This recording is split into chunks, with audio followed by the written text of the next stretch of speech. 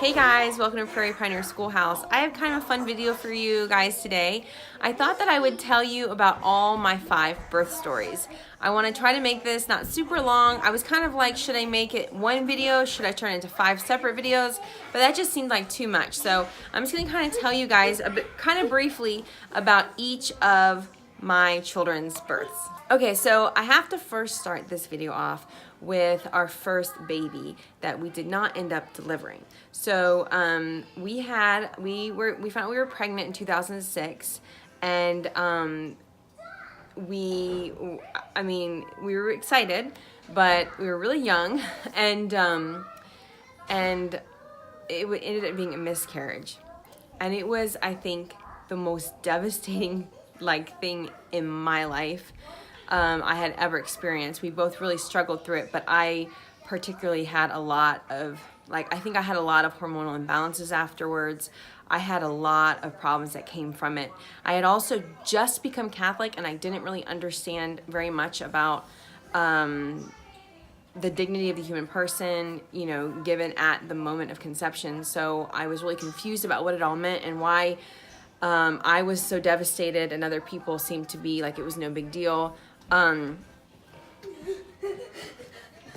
had also recently learned NFP, which is, we did the Creighton method, which is a way to understand your fertility cycle. And if you hear like a boom, boom, boom, it's because my toddler and preschooler are racing back and forth in the living room. That's what that sound is. But anyway, so I knew at that point that I was struggling with low progesterone. I don't want to get into the whole thing, but if you kind of know what I'm talking about, you know that that can really affect you after you have a baby or a miscarriage. Your levels, your progesterone level, everything can get really low, and it can cause a lot of problems. And it was a really dark time. I was in a really dark place, and so that being the entrance into my motherhood and birthing and raising children, it was such for me, a traumatic thing, and not having really the support that would have been really helpful probably during that time. It just created this place in me of deep fear, and of anything having to do with love, with life, with any of those things. So that was kind of like, it was really challenging, and I would see people just, being pregnant around me and having babies, and it was this huge struggle, and people would ask me questions about my miscarriage, and people would give me all kinds of ideas of what they thought the reason was, even when I was not asking for it, and it was just really challenging. It was really hard. So we fast forward a little bit, about 2 years later, or I guess like a year and a half later, and we find out that we're expecting, and it was exciting, but it was just pure fear. It was just I was so scared that anything I did or would do was just going to cause a miscarriage, and that we would never have a baby. It was just like, and I remember when we went to our 6-week ultrasound, we went to an NFP doctor who was trained to be able to give progesterone shots to women who have a low progesterone like I did. And he looked over our charts, because I would chart my fertility cycle. And when he went out to go get the ultrasound machine to make sure before we started progesterone that there was a viable baby inside, my husband he got real close, and he held my hand, and he was like, okay, let's prepare ourselves, just in case if it's going to be like the last time. Because the last time, they did the ultrasound and there was just no baby, and it was just really it was so sad. Anyway, so we kind of held hands, and we just, okay, it's going to be all right. So when he brought the ultrasound machine in, and we saw our baby, and we saw the heartbeat, we were just like so relieved and so happy. And if you've gone through miscarriage, you know what I'm talking about when you see that heartbeat the next time. But it still wasn't enough, for me. It was like, okay, but we got to get on progesterone shots. So starting then, I think it was every 2 weeks, I had to drive 45 minutes to the military base to go to the NFP doctor to get these shots. And they were really difficult shots. They were like, you had to do them like where you had to like hold your skin and like slowly put the serum in because it was really, really thick, and they had to like massage your skin as it was going in, and it hurt, and then it would hurt for a while after because it was really thick and it had to absorb into the body. So from the beginning, it was, you know, the miscarriage was very hard, and then our first pregnancy, we had to do progesterone shots for 35 weeks because they kept checking my progesterone levels, and even with the progesterone, it was low. And so at 35 weeks, we went in with our birth plan, you know, oh, we're gonna have a natural birth. You see, I was born at home in this little cottage on the beach. My parents, you know, were kind of hippie-ish, and they just had a natural birth at home. And so in my mind, of course I would have a natural birth, but we could only afford going to hospital because military insurance is really good for like the hospital, you know, the Navy hospital or the military or the Army or whatever it is, the military hospital. So at 35 weeks, we went with our birth plan, and it was like pages, you know. And the doctor, you know, God love him, he just kind of laughed, and he was like, oh, you're fine. You'll have your natural birth. Don't worry. And I was like, are you kidding me? Like, this is going to be really hard. There are going to be drugs here that I'm going to want to take the pain away, you know? So I remember we left the hospital, and I was just bawling, and I told my husband, I was like, I feel like I'm going into a war zone to have my baby. Now, granted, this was like, you know, 10, 11 years ago when hospitals really weren't very pro-natural birth, and they weren't pro-breastfeeding as much as they are now. And so at 35 weeks, we called the midwife who had actually helped us through, like, had been there when we were pregnant the first time. And she said that she would give us a good discount because we were coming at the very end. And so we switched to the birth center. But it was an hour and a half away. So, okay, so I know it's already like 10 minutes in this video, and I haven't even gotten to my 5 births yet, but I just wanted to give you guys kind of a history as to, you know, where we were. So we went to the birth center, and for the next 5 weeks, and it was really great, and it was actually, I went into labor one night, and I had been walking, because everyone tells you everything you should do, and the big thing, well, keep walking, instead of rest.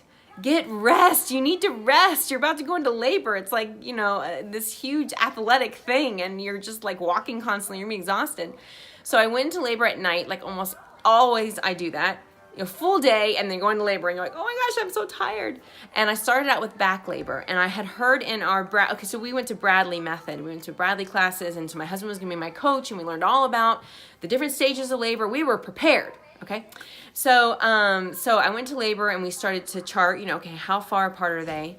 And it was back labor, and it hurt. And I remember like running around, like almost like trying to get away from the pain. It sounds so silly, the things that women do in labor. So after 9 hours of labor, back labor, and it was like intense, and it was just the beginning.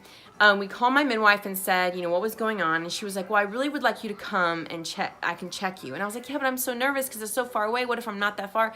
She's like, let's just I want you to come. So we drove the hour and a half. We got there. She checked me, and she was like, okay, just go walk. And I was like, well, what am I? She said, you're 1 centimeter. And I was like shocked because I had been in 9 hours. 9 hours of like labor. It wasn't the pre-stuff, wasn't Braxton, it was labor. And I was like, 9 hours for 1 centimeter? She's like, don't worry, you just need to walk, So we went walking. We went walking everywhere. We called our doula. She came. We walked everywhere. And people were constantly stopping us. And they were like yelling at my husband and our doula, like, she's in labor. You need to go to the hospital.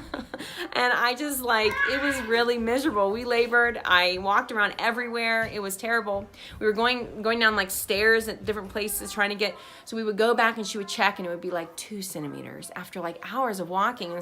And they couldn't admit me till I was 4 centimeters. So I remember that night they let me stay. I had to stay in the like birth center waiting area room because they didn't want to send me home because I was in labor and they thought it could happen maybe all of a sudden. So I was like literally in their like waiting room and I was laboring, and my dad and my mom came, and my dad was a chiropractor, and so he did some adjustments on me, and then this assistant midwife came in, and I was about in labor for 26 hours at that point. So, okay, so I'm trying to remember. So we went to labor the night before, all day. It was in the middle of the night. I think it was like about 26 hours. And she said, she was the assistant. She wasn't even like the midwife. But she was like, maybe we should do like some turning techniques on her because maybe the baby's like not the right way. Maybe we should like, and I'm not talking like breech, I'm talking like, you know, turn the baby this way, you know. So they started doing like these stretches on me while I was contracting, and it was just pure pain. It hurt so bad. And then that's when things started to happen. I started to dilate a little faster. And I remember I got to 5 centimeters, and I was just like so exhausted. And it was like 30, I think at that point we were 28 hours in labor. And my midwife was like, "You're there. If you get to 5, you're there. It's like downhill from now." And I was like, "Are you lying to me?" And she was like, no, I really. So then I got in the shower. They finally let me come in the back into the room. So I got into a shower, and at that point I was just bawling, because it was like, it wasn't that I couldn't handle the pain. It was that I was so exhausted. I was so tired. And I looked at my husband and I was like, I'm just so worried that I'm going to disappoint you. And like, if you know, and it's not good if we go to the hospital. And he was so sweet. And he was like, you know what, wouldn't it be good? It wouldn't be good if you felt like you couldn't tell me these things right now. So you just go ahead and tell me. And then, so that like encouraged me a little bit more to keep going. And the whole time he was there on my back, rub, because this time it's all back labor. It's just like this huge, intense pain in your back. And the whole time, all these hours, he's just been rubbing my back, holding me, rubbing my back the whole time. And then my doula kept saying, like, usually transition's like 30 minutes. And she's been in transition for like hours. Like, this is taking forever. So finally, so then at that point, I was like done. I was in a tub laboring, and I was just like, I can't. I'm just so tired. I started to fall asleep, and I was in the tub, and they were like, you know. So then, and my husband, the doula, were trying to figure out what to do, and they're both exhausted. My doula had an actual migraine the whole entire labor, and my husband at that point was so tired, but he stuck by my side, man, the whole time. So so the midwife turned to my husband and said, "What do you want to do? Because this is taking a long time." At this point, it was like 30, I think we were in labor for about 30 something hours, 32 or something. And he was like, "Well, I guess let's just do one more check, kind of see where we're at, and then go from there." So they checked me, and I was 9 centimeters. And I just was like so happy to be there, but I was like, I can't do this anymore. I just can't. So at that point they said, if we break your water, you know, the baby, then they're like, usually we would never like to intervene in that way, like, you know, natural birth, okay, let the process go. But they're like, in this case, this would actually help the baby's head to just kind of come down and kind of push, you know, your cervix to the next level. So they went ahead and broke my water, and that's when it just started moving super fast. He was right there already. The water broke, came down, and the pushing was so fast. And at that point, it didn't even hurt to push, because I was just like, I just want this to be done, you know?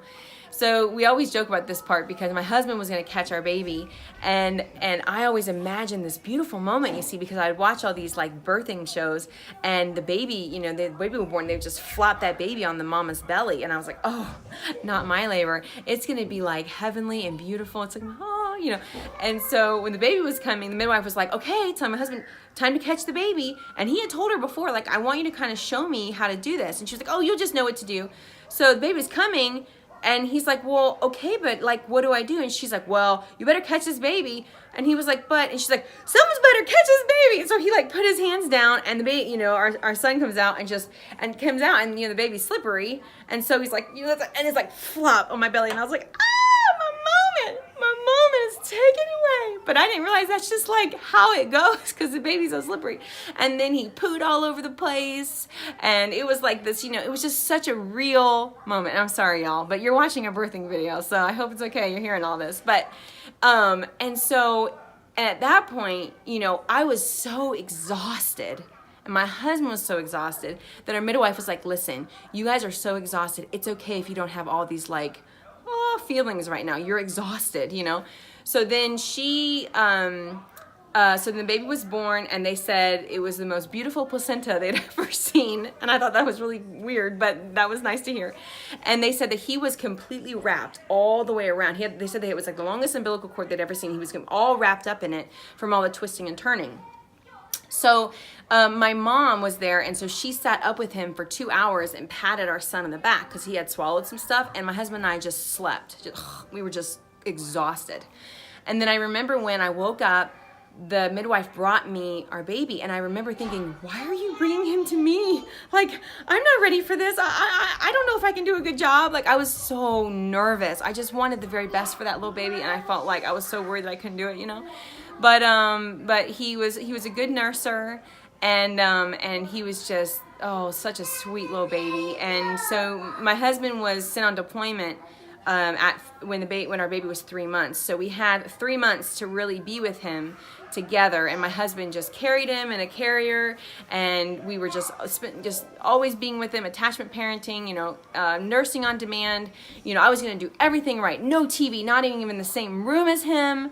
I mean, we were going to do a good job, and we knew how precious life was and how quick life can just be taken away, with the miscarriage. So we just took everything, I think, probably a bit more seriously than everybody. I mean, everybody's pretty serious with their first, but we were just, oh my goodness. So my husband left for deployment when the baby was 3 months, and I went to go stay with my mom for a little while, my mom, my dad, and then he went some more, and then, okay, so that's basically our first baby's birth story. So it was in a birth center, and it was, in the end, 35 or 36, but 35 hours of pure back labor. It was very difficult. So 2 years, we fast forward 2 years, we're pregnant again. This time we're not gonna find out if we're having a boy or girl. It's gonna be, a surprise, and we are gonna have our first home birth, because we were living in Ohio, and in Ohio, home birth is not defined. So it's kind of like they have home births, but there's not real strict laws with it. Anyway, so we found this really amazing Mennonite midwife that everyone that we knew used for their home births. And she was an hour and a half away, and we had to drive to her every time we had our checkups. But it was so much fun because she lived in Amish country, and so we would drive out there, and it was gorgeous, and then we'd go to these little Amish towns, and it was awesome. And she was the sweetest woman. So then at 37 weeks, she made one trip to our house, and to kind of know where we were and everything. So then, okay, so all my friends were like, well, your first labor was super long, but your second labor is gonna be so short. And I kept saying, listen, even if I can just get half of 35 hours, I'll be happy. And they're like, if you're gonna wish for something, why would you wish for half? I'm like, I'm just saying, I'll take half. And so when we went to labor with her, our daughter, which we didn't know was a little girl at the time, we had a lovely friend come and watch our son. And so he was there at the house while I was laboring, and I could eat and I could drink, and it was so comfortable in my own tub. It was so much better than the first one because we didn't have to drive real far and be in this uncomfortable place. And she came to us, and she would just do checks, really gentle checks, and she would do a lot of stuff. She knew how to, because she would do things like, okay, y'all, again, you're in watching birthing videos, so I'm just going to be real with you. So we were laboring, and we were in it for 12 hours, and it was all back labor again. We had a little bit of front labor, but mostly back labor. And again, my husband was right there rubbing my back, okay, breathe deep, breathe low, just coaching me and everything. And she was real hands off. She just let us labor together. And then she left to go check on another woman, and then she came back, and she was like, I really think that, we just need to do some different types of things to get your cervix to kind of dilate because it's just taking so long. So she had me crawling on all fours and going, oh, every time that I'd have a contraction. My husband was rubbing my back, and then our 2-year-old was on the floor crawling, telling the babysitter to rub his back, and he was going, and he was trying to do what I was doing, and then, so she had all these techniques for us to do. And then finally, when we got to about 8.5 centimeters, this is the part, it's a little too much information, but she took her fingers and she stretched my cervix for 2 contractions. And it was so painful, but it just got it to the next, so it was 9.5 centimeters. And then she broke my water because it was if you've ever had a baby, you know that it's they can talk about the sac kind of gets water at the bottom. It kind of hangs under the baby's head. But if you break that water at that moment, when the baby's all the way down, it engages the cervix, and it's it's pretty fast after that.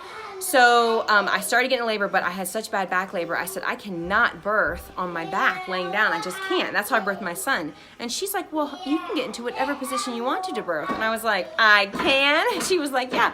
I was like, so what I did was I faced the bedboard like this, and I was on my knees, and I just birthed her that way. So I remember when it was time to push and everything, and that moment where they tell you to stop pushing, you're just breathing, trying to stop. And then when she came out, I just looked at my husband and I said, what is it? I know it's not an it, but I didn't know what else to say. Is it a boy or girl? And no one would say anything because the midwife wanted me to announce it myself. And I looked at my husband and I was like, what is it? And he said, it's a girl. And I was like, oh my gosh. And we had no girl stuff, none. We had all boy stuff and one girl outfit. And I see, she's right there smiling at me. And so she was just the sweetest little thing. Oh my goodness, and so cute. It was so fun at that moment. Like, you know, we had our little, and at the moment I didn't know my son, he was 2, he was in the room. And I never really approved that. I wasn't like, oh, I want him in the room with us. I thought he was in the other room. But the woman who was watching, she was like one of 8 kids, and so she was the oldest, and she had seen births and stuff. And so she was in the room, and she said he was playing, and the moment the birth happened, she said he put his hand on her shoulder and went, oh, and then the baby came out, and he was like, oh, and then he went back to playing like it was nothing. And it was so sweet to have him there, and he just came up and sat on the bed. And it was so cool, and she did all of her checks. Yes, thank you. She did all of her checks right there. She weighed the baby. She checked everything. She helped me with nursing, whatever. And it was such an amazing experience having a home birth. We loved it. And she had birthed like hundreds and hundreds and hundreds of babies and had been doing it forever. And she saw it as her vocation. She never married. She devoted her life to it. So she was like fantastic. So fast forward 2 more years later. We found out we were pregnant again, you know, a year and a half later, or a year and a quarter later, or whatever. But right before we found out we were pregnant, I had decided it would be a fantastic idea to go back to school and to get a degree. And so I signed up for one course because I hadn't been to school for a while, and I signed up for biblical archaeology at this really great Catholic university. And my husband was like, okay, he was a full-time grad student, but he was like, so anyway, I decided that it was a great time to go back to school, and my husband was a full-time grad student, and he was like, we had 2 kids, and it was like really busy, but he was like, okay, you know, if you want to go back to school. So I did one class, and but I want to stop here because I just realized I failed to mention something. When I was pregnant with my second, I realized that the progesterone shots weren't working anymore. I'd go to get the shots done, and they would be these huge, massive bumps under my skin, and it would take weeks to dissolve, and they would check my levels, and they were not good, and so I had to switch to the oral form of progesterone. My levels were low during the whole entire pregnancy. At one point, I had to start just staying home, and I couldn't go out and do things anymore because it was like they were really worried about my levels, and it was like really stressful. And you know, when you go through something like that, and then you look around, you see people just getting pregnant and having babies, and it's really simple, and you just feel like, what's wrong with me? So I really struggled with that during my second pregnancy, like what was wrong with me, like, you know. And but anyway, so I wanted to go and explain that, because with my third, what I found out was I went to a doctor, and I told him, I said, something is really wrong. Like, I don't feel right. I feel like I'm struggling with a lot of depression, and I need you to help me because I have no idea what it is. So I kind of described some things, and he's like, you know, you gain a lot of weight during your pregnancies. You really struggle with losing it. You're suffering with depression. He's like, I think it might be your thyroid. He's like, sometimes you can go into hypothyroid after having babies and stuff. So he's like, let's check it. And that was the issue. So he told me after, he's like, you know, I wouldn't be surprised if this issue, like you taking this medicine, will help to correct the low progesterone, because the thyroid regulates your hormones. And I was like, are you kidding me? Oh my gosh, that's so exciting. So I got on Synthroid at first, but then I got on Armour, which was like a natural form of like the hormone, the thyroid hormone. It actually comes from like pig thyroid. But anyway, I was on that for a while. So when I got pregnant with my third, I went for our normal 6-week ultrasound. I went through the whole process of getting the progesterone. I took the progesterone for 12 weeks. And then around that time, I sent my levels in, and they said they looked really good. And so I started to wean off the progesterone, and then for the rest of the pregnancy, I didn't have to take progesterone the whole time because I had my thyroid medication. And it was like the coolest thing, because before I felt like this was going to be something that was really going to prohibit us from having more children maybe, and like, could my body handle it? And I had no idea all along that my doctor was thinking that it probably happened after my miscarriage, because I had such a horrible reaction with like depression and just like really bad like experience with that. And he kind of felt like my thyroid went out of whack then, and then it just proceeded throughout all the pregnancies, and it was never checked, which I don't understand how it wasn't checked. But he said that a lot of times in hospitals they check it, but the way that they look at the levels is not always the way that, like, the same level that needs to be. Anyway, so Pope John Paul II is very strict with the way they view the levels. And so, anyway, so fast forward, that made the pregnancy a little bit easier. I was exercising all the way through. Every single day of that pregnancy, I was exercising. I was like, I'm going to only gain 30 pounds in this pregnancy. I didn't eat hardly any sugar. I had 2 bowls of ice cream the whole pregnancy. I was so diligent. and I gained 60 pounds, 60 pounds. But when labor came around, we went with the same midwife, that we had gone with my daughter. And so she came for the birth. And when I was in labor, she came. And that labor, it was 7.5 hours, which was really short compared to my other ones. And it didn't hurt one bit until pushing. And I'm not exaggerating. It just felt like Braxton Hicks, like pressure contractions in the front. And so, but I have a trick that I have to tell any of you. If you struggle with back labor, this is like the best trick ever. So my midwife said, I just read this book. And she says, what you do is you take your fingers and you interlace them and you put them under your belly like this. And you rotate your belly and kind of pull it up like that during a contraction. Because some women's uteruses are tilted. So let's say most women's are like this. Sorry, my arm looks funny. But most women are like this, their uterus. But some women have a tilted one. So the cervix is pushing to the back. And so when you have a contraction, it starts here. It pushes, and then it does this. And your back here, is getting all the pressure. And this is really hard to open up your cervix. Sorry for all the hand stuff. But it's hard to open up your cervix because all the pressure is not going down like gravity. So she said, during this labor, I want you to, every time you feel contraction coming, interlace your fingers, go under your belly, rotate your uterus forward, and let that contraction really push down. I'm telling you, it did not, maybe it was like regular contractions, but because I was so used to having such horrific back labor, it just didn't really hurt. And then around 7.5, so about 7 hours, that's when it was time to push. And that hurt. It's pushing. But, and I labored on my side at that point, and I had him on my side. So it was so great with home births because you can just labor anyway, and you can have your baby anyway. It's just amazing. So I had him, and so I had him, and he was just the sweetest little guy. And I thought he looked like this little football player when he came out, and he was just so sweet. So my first was 8 pounds 9 ounces. My second was 9 pounds 1 ounce, and my third was 9 pounds 3 ounces. So I just kept getting progressively bigger. And she had this thing. Our midwife had an herb bath, so she would fill the bathtub up and put this herb thing in it, and you would sit in after you had labor. And it was supposed to help you and to get you better and everything. And the baby would go in it, and you would do this little thing with your baby. It was just so magical and beautiful. My recovery from that labor was horrific. I won't get into it, but I had all kinds of issues from that afterwards, and the issues that I struggled with for a year after, until I went to another doctor, and he kind of helped me figure out ways to correct it. So anyway, so that was my third, and then after our third, when our third was about a year old, we moved cross country to North Carolina, and there we found out we were pregnant with our fourth baby. And in North Carolina, home births are illegal.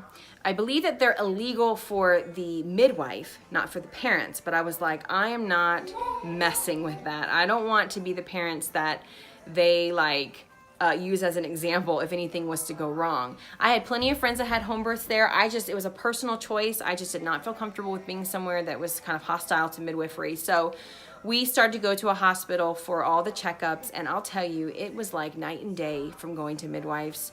I forgot what it was like in the Navy hospital, and this one had 6 doctors, and you went through the whole round, and I remember feeling like no one's gonna know me. This is just not gonna be good.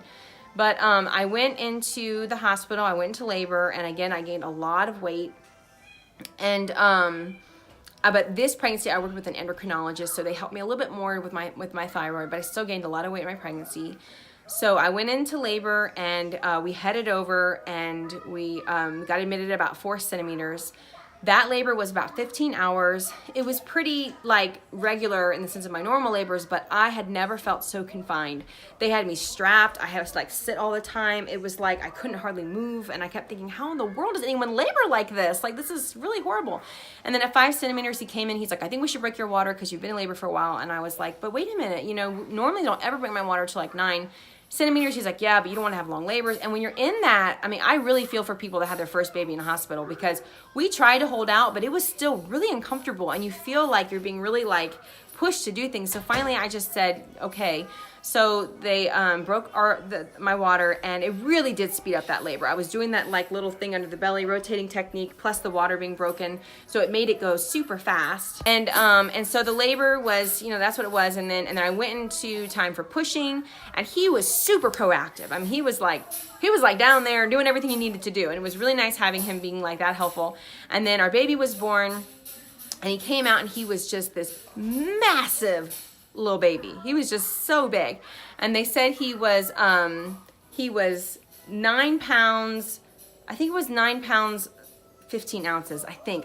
Shame on me, I can't remember, but he was a big baby, and he was so cute, and he looked like this little sumo warrior wrestler. Now, when he was born, I was screaming out this one name. I went, oh, you're here, and I was calling out the name. My husband was like, oh, I know you like that name, but he's like, I really think we should name him this other name, and it was a name that kind of meant something like warrior, and it was a name because he's like, look at him, you know. So the name I was yelling at became the middle name, which I'm actually really happy about because he's so his first name.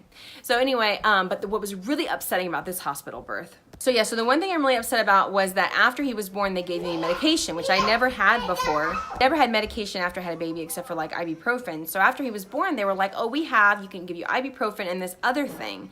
But I didn't know what it was. And after you have a baby, you're like in this fog. You don't really know what's going on, especially I felt like at a hospital. So they gave me this, it was a form of a narcotic, and I didn't know that.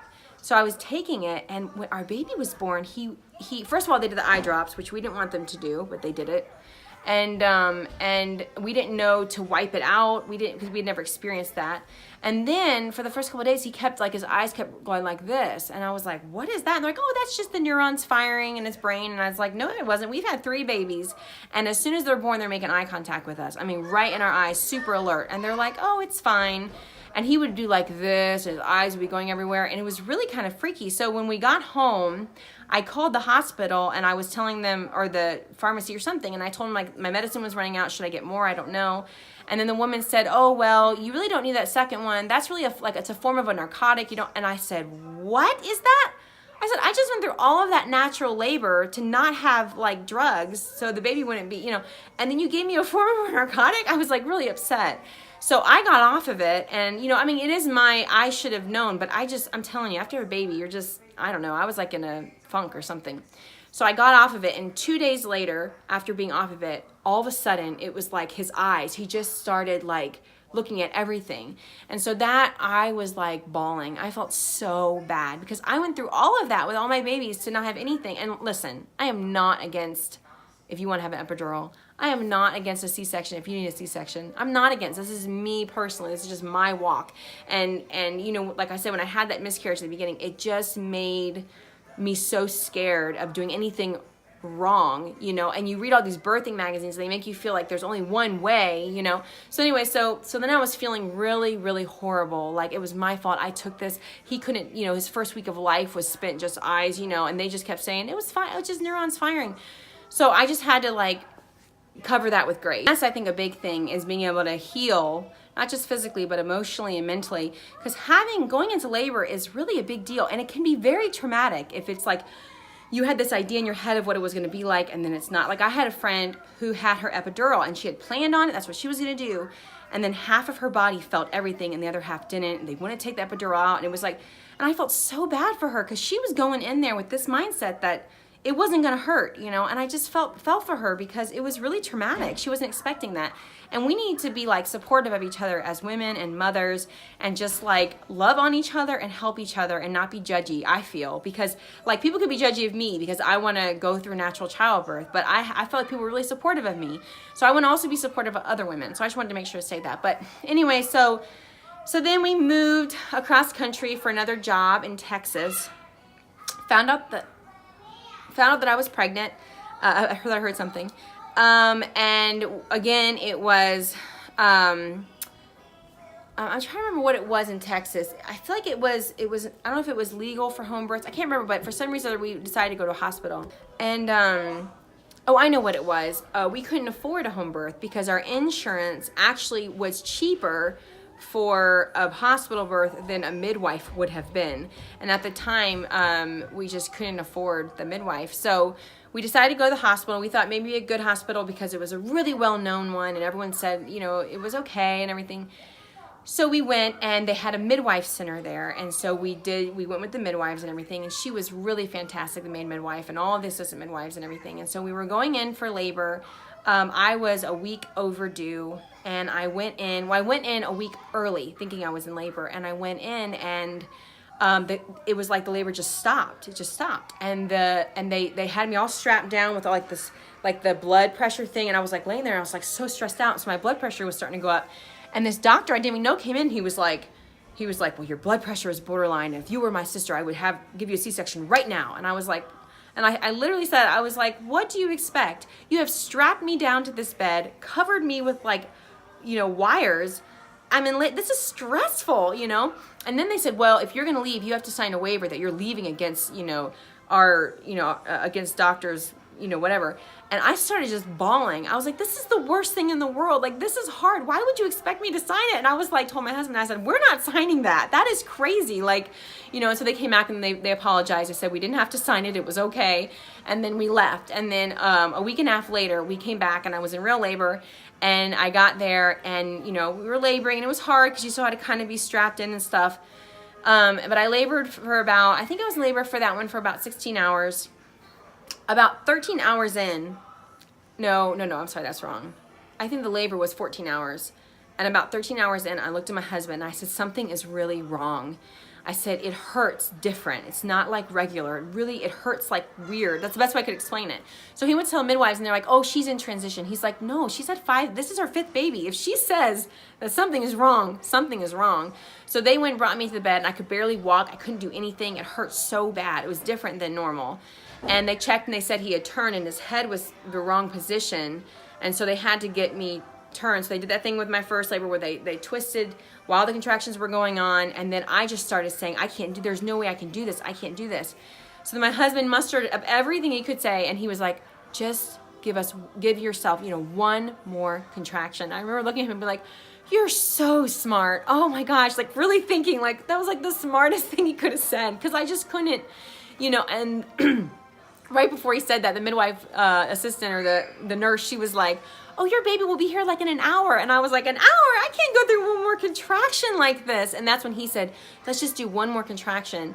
And then I looked at my midwife and I was like, is it too late for an epidural? And I had never really asked for one. And she knew that we did not want an epidural. And she was like, I really do think it's too late for that. I'm like, well, can you give me something? Because this is just, so I don't know what they gave me, but they gave me something in my IV. And they said that when they gave it to me, my whole body just completely relaxed. And she said she feels that it saved us from a C-section because she said it completely relaxed my cervix and let my cervix dilate. I still felt pain, but I felt like all like woozy and kind of weird. And I couldn't get him out, so they let me labor kind of on all fours. And my husband said when he came out, he said there was just, I'm sorry guys, but he said there was just blood everywhere. He said we had never seen that before. I mean, like this much. And the baby wasn't breathing. The cord was around his neck. And they had gotten it off, but he wasn't breathing. And so they got him breathing and they took him away right away. And I was just laying there and no one explains to me what was going on. And when you're on this medication, whatever it was, it makes you just like all like, oh. So they showed me the baby and I remember all I felt was just pure guilt that I had caused this problem, that he was not breathing well, that it was all my fault, that I was like weak or something. In that moment, that's how I felt. And I had never felt that. I always had that rush of endorphins and just that joy, the baby's here. And like, I did not have that this time. It was like, I felt horrible. And then they whisked him away and my husband with him because I told him to. And I just lay there crying. And the nurse came in, she's like, your baby's fine, it's okay. And then I was like, it's my fault. And she was like, what? She's like, no, it's not. And then she explained to me what was going on and everything was fine. So then I really wanted to see the baby. So they put me in a wheelchair to wheel me over to see him. And then the nurse there, God love her, I know she didn't mean anything by this, but I was wheeled in and I was feeling all weird. And I looked at him and she was just going on like, oh, he's just so sweet. It's that golden hour after birth where you just get to, And I was looking at her like, why are you telling me this? I missed that golden hour. I don't really get mad at people, but in that moment I was really upset. And then all of a sudden, I guess they said like my face went white and I felt myself totally droop like that. And they were like, wheel her back. And so they brought me back and because I guess I had lost blood. And so they laid me down and they hydrated me with stuff in the IV. And then I just was like a hot mess. And then after like 3 hours, I think it was 2 hours of oxygen for him, they brought him to me. And so I nursed him and everything, but I was so exhausted, and I never really asked them to take the baby to the nursery, but I asked her, I was like, can you please take the baby because I'm really tired, I can't sleep. They're like, oh, we don't do that here. We encourage like mommy baby bonding. And I was like, in this moment, I was really upset. I said, you guys took him for me for a couple hours. I was totally distraught. I wouldn't sleep because I was worried. Then you brought him back to me and I'm exhausted anyway. So I don't really feel that way now, but in the moment I remember feeling like it was just terrible. It was just terrible. That's how I felt. So then my mom had come to watch the kids, and the next day we hadn't decided on a name yet, and then we finally did decide, and the kids couldn't wait to hear it, and they all came, and they just all just loved on him, and it was so joyful. And then we all got to go home, and so those are my 5 birth stories. This is like the longest video ever, and I do apologize. I really intended it to be like under 30 minutes, and at this point I'm sure it's over. But those are my 5 birth stories. So I had a birth center birth, 2 home births, and 2 hospital births. I've basically done it all. I've never had an epidural. I've never had a C-section. I did have that little bit of that medication in my IV on the last one. But that's just kind of my experience. In the future, I don't know if we're going to have more children. If we do, I'll probably always have natural labors, in the sense that I've already done it, so I will. But I'm not saying that if it was an emergency, we wouldn't have a C-section. But I just don't know if I'd ever have an epidural. I don't know. But now I had a friend who had 5 children naturally, and her 6th, she had an epidural because her babies came so fast, like in an hour, that they had to do a planned birth. So she had to go to the hospital, get an epidural, get the, the stuff going, Pitocin and everything, to have her baby there, because they were just so worried. She was just literally gonna have that baby at Walmart. You know what I mean? Like just in the middle of Walmart. So that was a really good example of someone who, did the natural stuff, but then used an epidural for a reason that was like pretty good reason, Now, is it a bad reason to have an epidural? I don't mean anything. So please, don't make any comments in the comments that I think it's bad or something, because I do not. I just don't know if I would ever do it now, because I've had so many without it. But yeah, so those are my 5 births, and I'm so glad they're all here with us, and we still, ask for our baby's prayers. We named our baby Carol, that we miscarried after Pope John Paul II's given name, Carol, and we thought it was good for a boy or girl name. It changed dramatically the way that I saw motherhood and the way that I thought of pregnancy. I think if I hadn't had that miscarriage, I don't even know how I would feel. I mean, I guess I would feel differently, but it was very hard. So if you know of a woman that's going through a miscarriage, if anything, just be kind to her. Don't ask her tons of questions. Don't tell her all the reasons why she could have had a miscarriage. Just be kind and maybe give her something. Bring her some soup. I don't know. But anyway, if you're new to my channel, please like and subscribe. And I usually do videos more in homeschooling and homemaking and food and all that kind of stuff. But I just really wanted to give you guys our stories of our births, and I wanted to share that with you guys. So I hope you guys all have a great day. God bless. Bye.